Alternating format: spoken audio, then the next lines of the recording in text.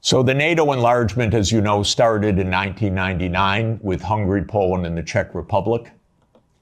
And Russia was extremely unhappy about it. But these were countries still far from the border. And Russia protested, but of course to no avail. Then George Bush Jr. came in. When 9/11 occurred, President Putin pledged all support. And then the U.S. Decided in September 20th, 2001, that it would launch 7 wars in 5 years. And you can listen to General Wesley Clark online talk about that. He was NATO's Supreme Commander in 1999. He went to the Pentagon on September 20th, 2001. He was handed the paper explaining 7 wars. These, by the way, were Netanyahu's wars. The idea was partly to clean up old Soviet allies and partly to take out supporters of Hamas and Hezbollah. Because Netanyahu's idea was there will be one state, thank you, only one state. It will be Israel. Israel will control all of the territory. And anyone that objects, we will overthrow. Not we exactly, our friend, the United States. That's U.S. policy until this morning. We don't know whether it will change. Now, the only wrinkle is that maybe the U.S. will own Gaza instead of Israel owning Gaza.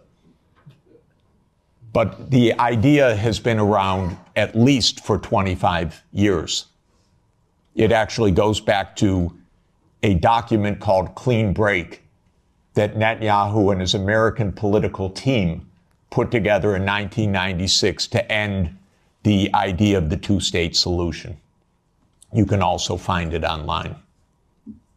So these are projects. These are long-term events. These aren't, is it Clinton? Is it Bush? Is it Obama? That's the boring way to look at American politics, as the day-to-day game. But that's not what American politics is. As you know, Viktor Yanukovych was elected in 2010 on the platform of neutrality.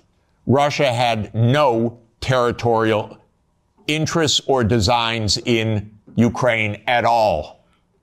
I know. I was there during these years. What Russia was negotiating was a 25-year lease to 2042 for Sevastopol Naval Base. That's it. Not for Crimea, not for the Donbass, nothing like that. This idea that Putin is reconstructing the Russian Empire, this is childish propaganda. Excuse me. If anyone knows the day-to-day and year-to-year history, this is childish stuff. Childish stuff seems to work better than adult stuff. So, no designs at all. The United States decided this man must be overthrown. It's called a regime change operation. There have been about 100 of them by the United States, many in your countries, and many all over the world. That's what the CIA does for a living. Okay? Please know it. It's a very unusual kind of foreign policy. But in America, if you don't like the other side, you don't negotiate with them, you try to overthrow them. Preferably covertly. If it doesn't work covertly, you do it overtly. You always say it's not our fault. They're the aggressor. They're the other side. They're Hitler. That comes up every 2 or 3 years. Whether it's Saddam Hussein, whether it's Assad, whether it's Putin, that's very convenient. That's the only foreign policy explanation the American people are ever given anywhere. Well, we're facing Munich 1938. Well, we're facing Munich 1938. Can't talk to the other side. They're evil, implacable foes. That's the only model of foreign policy we ever hear from our mass media. And the mass media repeats it entirely because it's completely suborned by the U.S. government. I begged the Ukrainians, and I had a track record with the Ukrainians. I advised the Ukrainians. I'm not anti-Ukrainian, I'm pro-Ukrainian completely. I said, save your lives, save your sovereignty, save your territory, be neutral. Don't listen to the Americans. I repeated to them the famous adage of Henry Kissinger, that to be an enemy of the United States is dangerous, but to be a friend is fatal. Okay, so let me repeat that for Europe. To be an enemy of the United States is dangerous, but to be a friend is fatal. Trump does not want the losing hand. This is why it is more likely than not this war will end, because Trump and President Putin will agree to end the war. If Europe does all its great warmongering, it doesn't matter. The war is ending. So get it out of your system. Please tell your colleagues. It's over. And it's over because Trump doesn't want to carry a loser. That's it. It's not some great morality. He doesn't want to carry a loser. This is a loser. The one that will be saved by the negotiations taking place right now is Ukraine. Second is Europe. Your stock market's rising in recent days by the horrible news of negotiations. I know this has been met with the sheer horror in these chambers, but this is the best news that you could get. Now, I encouraged, they don't listen to me, but I tried to reach out to some of the European leaders. Most don't want to hear anything from me at all. But I said, don't go to Kiev. Go to Moscow. Discuss with your counterparts. Are you kidding? You're Europe. You're 450 million people. You're a $20 trillion economy. You should be the main economic trading partner of Russia. It's natural links. By the way, if anyone would like to discuss how the U.S. blew up Nord Stream, I'd be happy to talk about that. On the Middle East, by the way, the U.S. completely handed over foreign policy to Netanyahu 30 years ago. The Israel lobby dominates American politics. Just have no doubt about it. I could explain for hours how it works. It's very dangerous.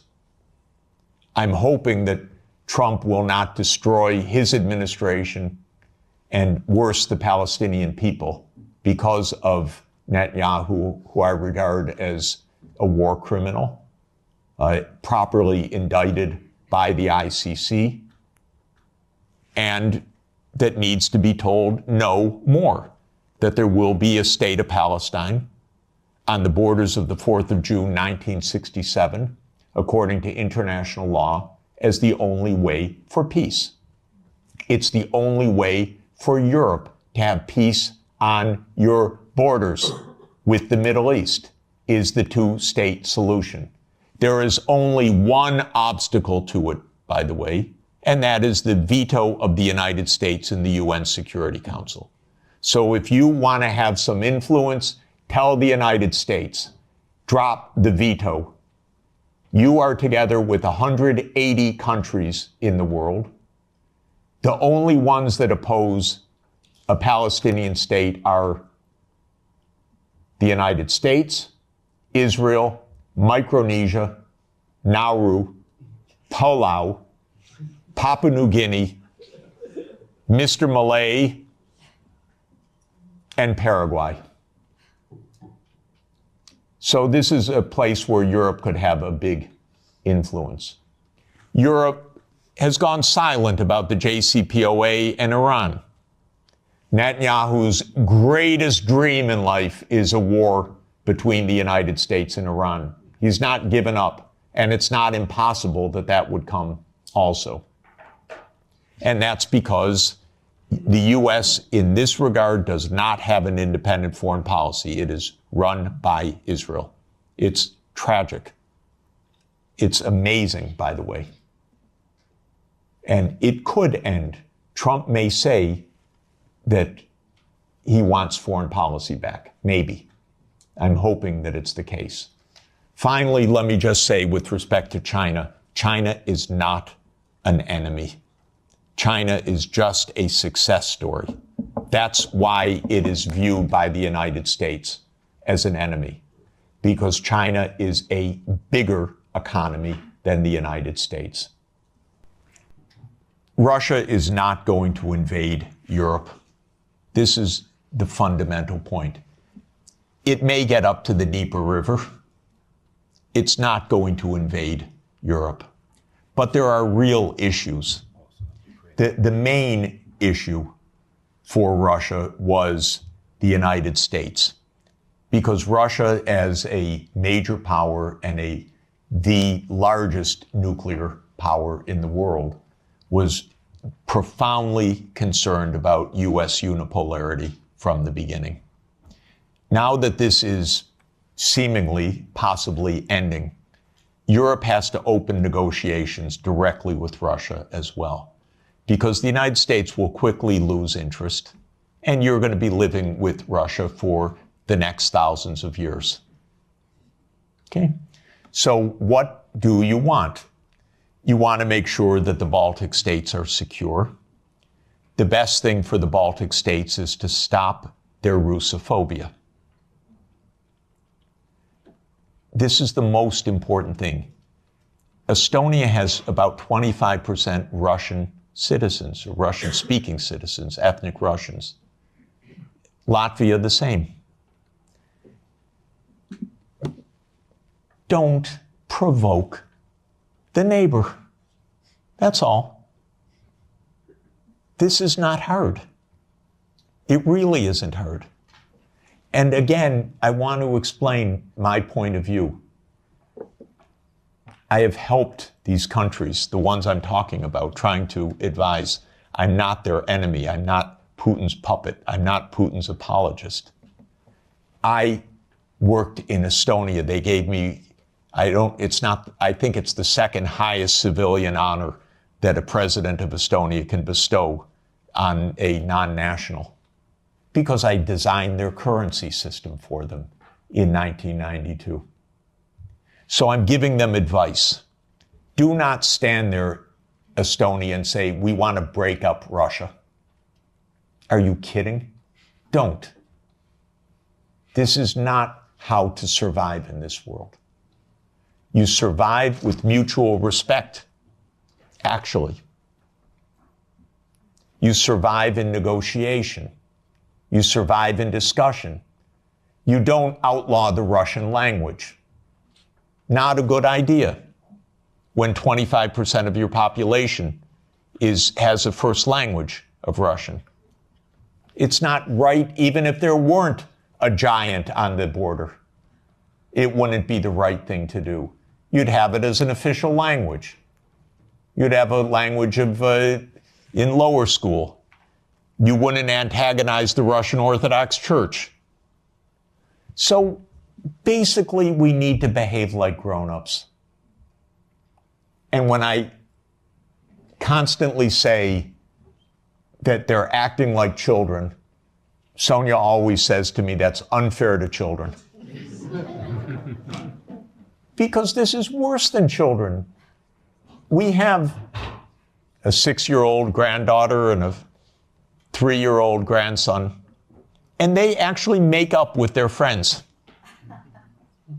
And we don't tell them, go, just ridicule them tomorrow and every day.